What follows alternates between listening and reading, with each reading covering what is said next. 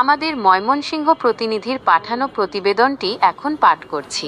ময়মনসিংহ সদর উপজেলার ১ নং অষ্টধার ইউনিয়নের পান্ডাপাড়া মোড় থেকে ১ কিলোমিটার দূরে কাউনিয়া সাইনবোর্ড এলাকায় এক হৃদয়বিদারক ঘটনা ঘটেছে।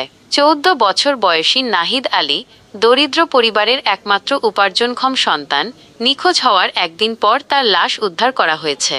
এলাকাবাসী জানিয়েছে, নাহিদের লাশ ময়মনসিংহ জামালপুর মহাসড়ক সংলগ্ন সেনেরচর মহিষমারি সংযোগ সড়কের ব্রিজের পাশে একটি ভুট্টা খেতে পাওয়া যায়। তার গলায় রশি পেঁচানো ছিল এবং শরীরে করাত কলের কাঠের গুঁড়ো লেগেছিল। স্থানীয় সিসিটিভি ফুটেজে দেখা গেছে, ঘটনার দিন সন্ধ্যায় নাহিদ তার ভ্যান নিয়ে এলাকায় ঘোরাঘুরি করছিল। সন্ধ্যা ৬টা ১১ সে বাড়ির দিকে রওনা হয়, কিন্তু ২ মিনিট পরই তাকে আবার কাউনিয়া রাস্তার পাশে দেখা যায়। এরপর সে মশিউরনগর বাজারে গিয়ে সিগারেট কিনেছিল। পুলিশের ধারণা, ছিনতাইকারীরা ভ্যানটি ছিনতাই করার জন্য নাহিদকে হত্যা করেছে। এ ব্যাপারে অভিজ্ঞ মহল মনে করছে, তারা তাকে করাতকলে নিয়ে গিয়ে শ্বাসরোধ করে হত্যা করে এবং লাশ ভুট্টা খেতে ফেলে রেখে যায়।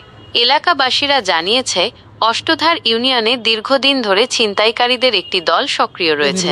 তারা এই এলাকায় আইন শৃঙ্খলা পরিস্থিতির উন্নতির জন্য প্রশাসনের কাছে দাবি জানিয়েছে। পুলিশ ঘটনাটি তদন্ত করছে এবং দোষীদের গ্রেপ্তারের চেষ্টা চালাচ্ছে।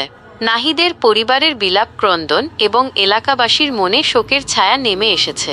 এ ব্যাপারে অষ্টধর ইউনিয়নের চেয়ারম্যান জানান, সিসি ক্যামেরার ফুটেজ ও অন্যান্য আলামতের মাধ্যমে আইনশৃঙ্খলা বাহিনী দ্রুত সময়ের মধ্যে এই নির্মম হত্যাকাণ্ডের সুষ্ঠু তদন্ত করে দোষীদের দৃষ্টান্তমূলক শাস্তির আওতায় আনার অনুরোধ জানাচ্ছি।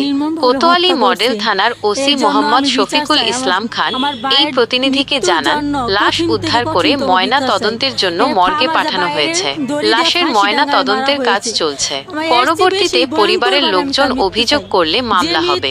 এখনো পরিবার থেকে অভিযোগ দায়ের করা হয়নি বলে ওসি জানান। এতক্ষণ প্রেস টিভির সাথে থাকার জন্য আপনাদের ধন্যবাদ। আজকের মতো সংবাদ এখানেই শেষ করছি। সবাই ভালো থাকবেন, সুস্থ থাকবেন। আবার দেখা হবে নতুন কোনো খবরে। মেডিকেল কলেজে প্রেরণ করছি এবং এই ঘটনার সাথে জড়িত আছে যারা, আমরা তাদেরকে আইনের ভিতরে নিয়ে হবো এবং অভিযোগকারী করলে তাদের ভিত্তিতে পরবর্তী ব্যবস্থা নেব। এই ঘটনা যারাই ধরে তাদের বিরুদ্ধে আইনগত ব্যবস্থা নেব।